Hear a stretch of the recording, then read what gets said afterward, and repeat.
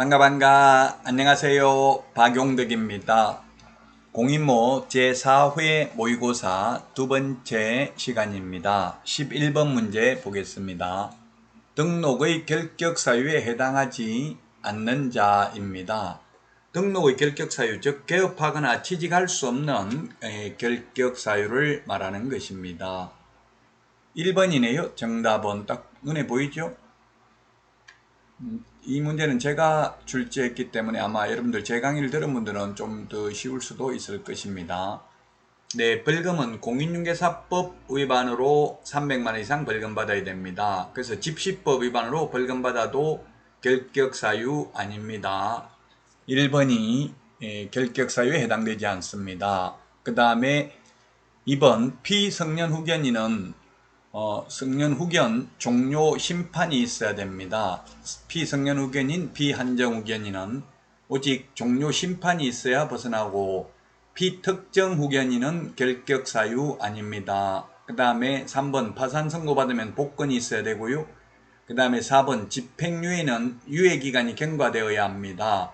집행유예만 결격사유에 해당되고 선고유예나 기소유예는 결격사유에 해당되지 않습니다. 자, 그 다음에 5번은 교도소에서 출소하고 3년 지나야 되죠? 결격사유에서 벗어나려면. 따라서 1번이 정답이 되겠습니다.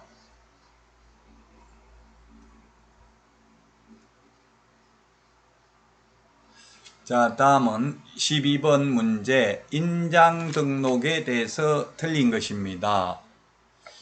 1번, 법인인 개업공개사의 경우 등록할 인장은 법인의 대표자 인장이어야 한다. X네요. 대표자, 자연인 인장이 아니라 법인 인감도장이어야 합니다. 법인의 인장이어야 합니다. 그래서 대표자 인장이어야 한다. X가 되겠습니다. 2번 법인의 분사무소에서 사용할 인장은 상업등기규칙에 따라 법인의 대표자가 보정하는 인장을 등록할 수 있다. 안하고 주된 사무소 인장 사용해도 됩니다. 3번 개업공개사가 등록하지 않은 인장을 사용할 경우 업무정지고요. 소속공개사는 자격정지 사유입니다. 5번 지문 인장 등록은 중개사무소 개설 등록 신청하고 같이 할 수 있고요. 그 다음에 소속공개사의 경우 고용신고와 같이 할 수 있고 별도의 인장 등록 신고서에 의해서 할 수도 있습니다. 5번은 법인의 경우 법인 인감도장이어야 하기 때문에 인감증명서 제출로서 인장 등록에 가름합니다. 개인의 경우 인장 등록 신고서에 도장을 찍어서 제출해야만 되겠습니다. 개인의 경우 7mm 이상 30mm 이내의 실명도장이어야 하죠. 법인의 경우 크기 제한 없습니다.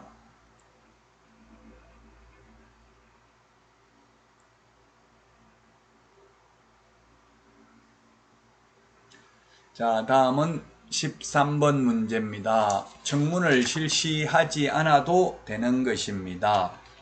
청문은 들을 청, 들을 문을 청문이라고 하는데 청문은 취소 3개만 청문합니다. 자격 취소, 중개사무소 개설 등록 취소, 거래정보사업자 지정 취소만 청문을 합니다. 취소라도 매수 신청 대리인 등록 취소의 경우엔 청문을 하지 않습니다.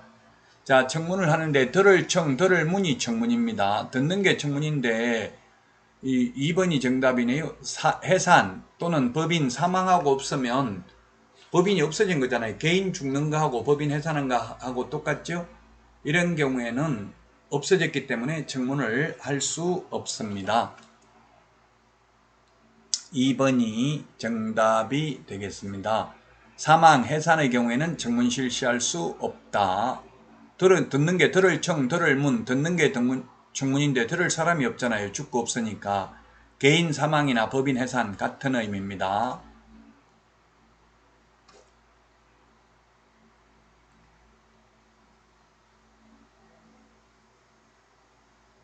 자, 다음은 14번 문제입니다. 14번.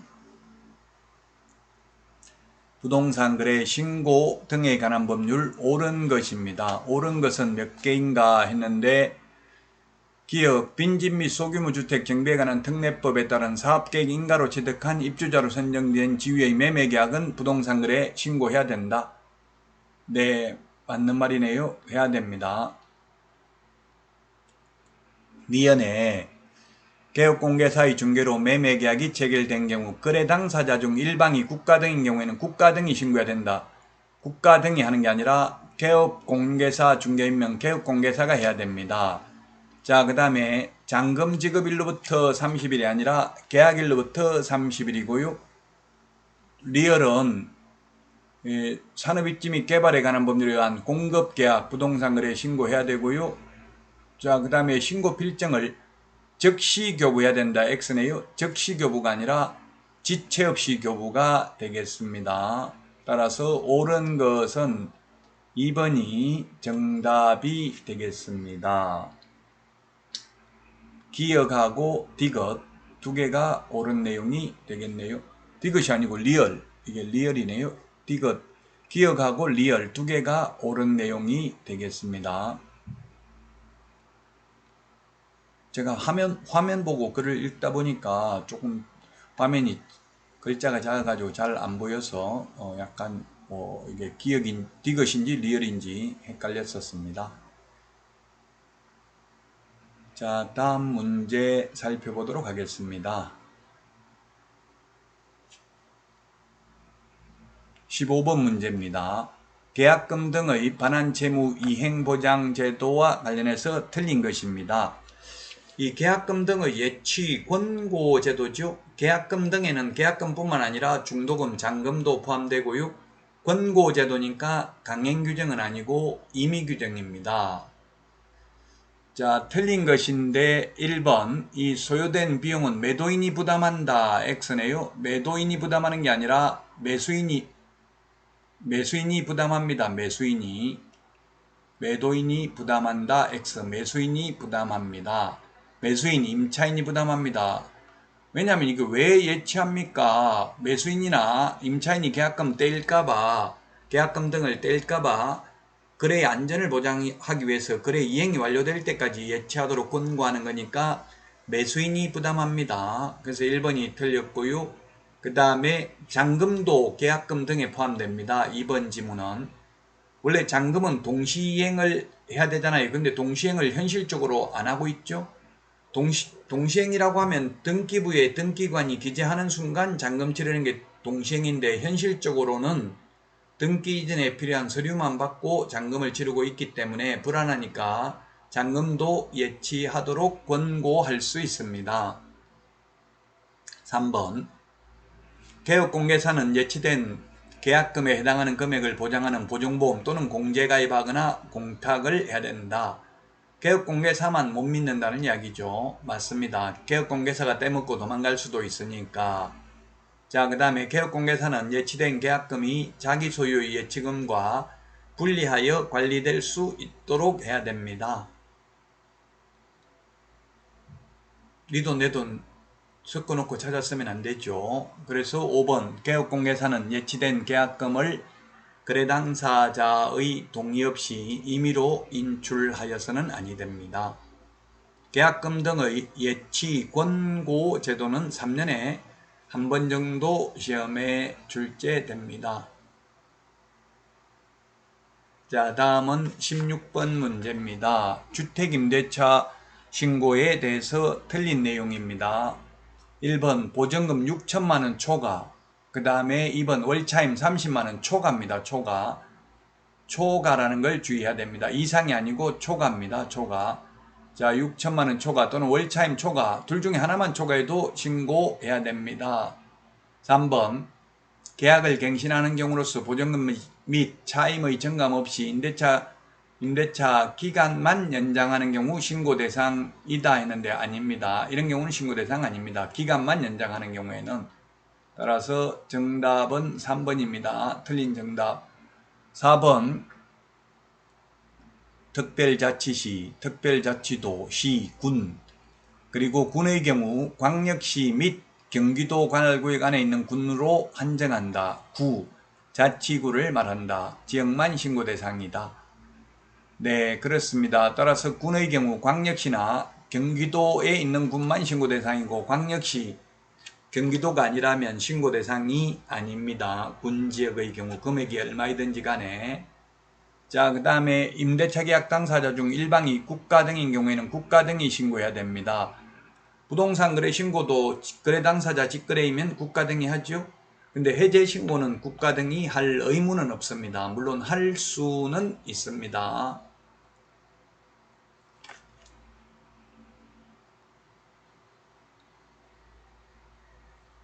17번 문제 보도록 하겠습니다. 틀린 것입니다. 협회는 주된 사무소를 서울에 두어야 한다는 규정 삭제됐습니다. 총회 의결 내용 2번 지체 없이 국토부 장관에게 보고해야 되고요. 3번 협회는 부동산 중개제도 연구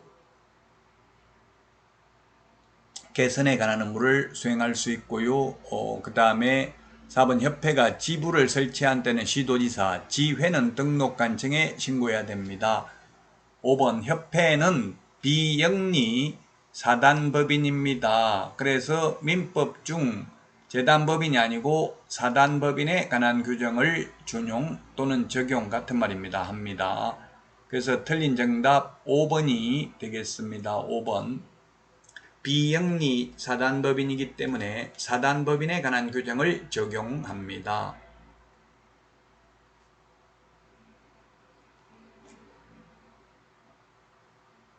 자, 다음은 18번 포상금 제도입니다. 포상금. 포상금도 시험에 한 문제 출제되죠. 기업은 기소 중지됐으니까 포상금 안 나오네요. 기소 중지되면 포상금 못 받습니다. 검사가 공소 제기하거나 기소 유예를 해야 됩니다. 공소 제기 또는 기소 유예 결정을 한 경우에 하나여 포상금을 지급합니다. 니은의 이중 등록은 포상금 지급 대상이 아닙니다.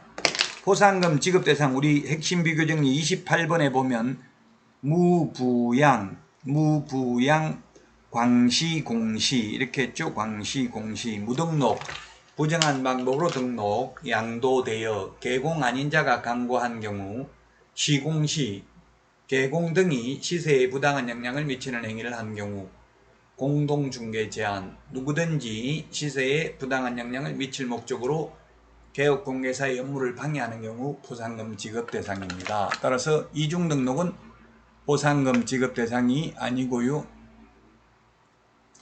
D것은 포상금 배분에 관한 합의 없이 등록증을 대여한 시를 신고하였는데 검사가 공소 제기하였지만 무죄 판결받았다. 갑과 을이 공동을 했죠. 무죄 판결받아도 포상금 나옵니다. 검사가 공소제기, 기소유예 결정, 공소제기란 재판의 회부거든요. 재판에 회부하면 판사가 무죄 선고해도 포상금 나오고요. 다만 검사가 무혐의 결정, 공소권 없음, 기소중지, 불기소 처분 하면은 포상금 안 나옵니다. 그래서 검사선에 달려 있습니다. 포상금은. D것은 50만원, 50만원이죠. 50만원, 50만원입니다.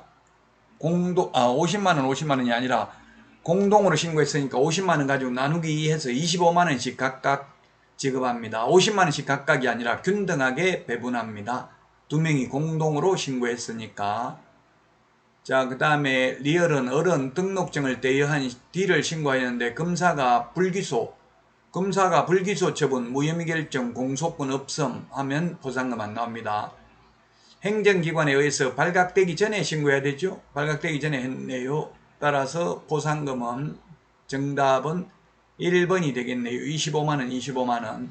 요거 D건만 포상금 지급 대상이 되겠습니다. 50만원 가지고 두 명이 같이 왔으니까 25만원씩 나누어서 지급을 합니다.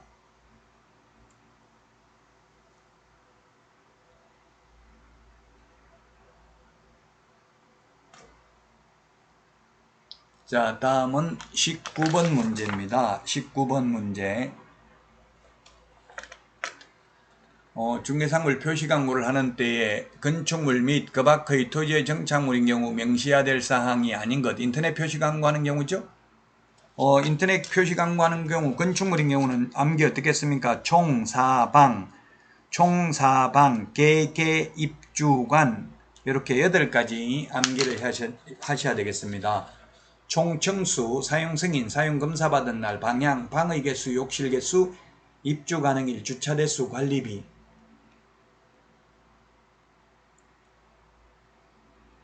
따라서 답이 2번이 되겠습니다. 2번.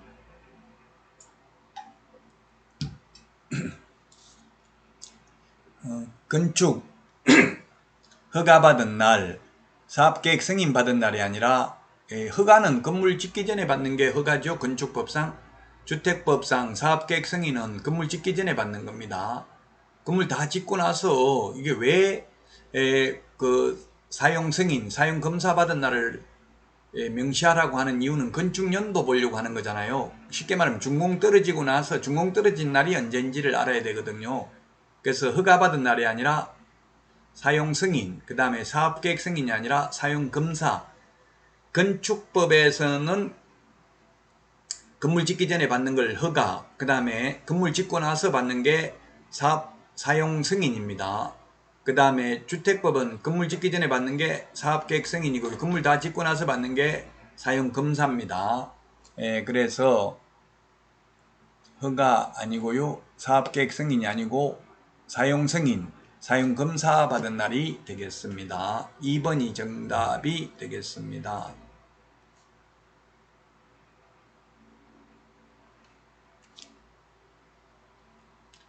자, 다음은 20번입니다. 등록을 반드시 취소해야 되는 사유에 해당하는 것을 모두 고른 것은 했는데 법인 해산, 사망 취소해야 되죠. 제가 해부결의 소양 없이 우리 그 핵심 비교 정리 16번에 있습니다. 해산 부정한 방법으로 등록, 결격 사유, 이중 등록, 이중 소속, 등록증 양도되어 업무 정지 기간 중에 업무를 하거나 자격 정지 기간 중에 있는 소속 공개사로 하여금 업무를 하게 한 경우, 그리고 공인중개사법 위반으로 최근 1년 이내에 2회 이상 업무정지 처분을 받고 다시 업무정지에 해당되는 위반 행위를 한 경우 취소해야 됩니다. 자, 거짓 부정한 방법으로 등록한 경우 이중 등록, 그 다음에 이게 집행유예면 이게 결격 사유, 따라서 모두 다 해당되네요. 등록 취소해야 되는 거 5번이 정답이 되겠습니다. 등록을 취소해야 되는 사유 5번입니다. 여러분 수고 많으셨습니다. 다음 시간에 다시 찾아뵙도록 하겠습니다. 안녕.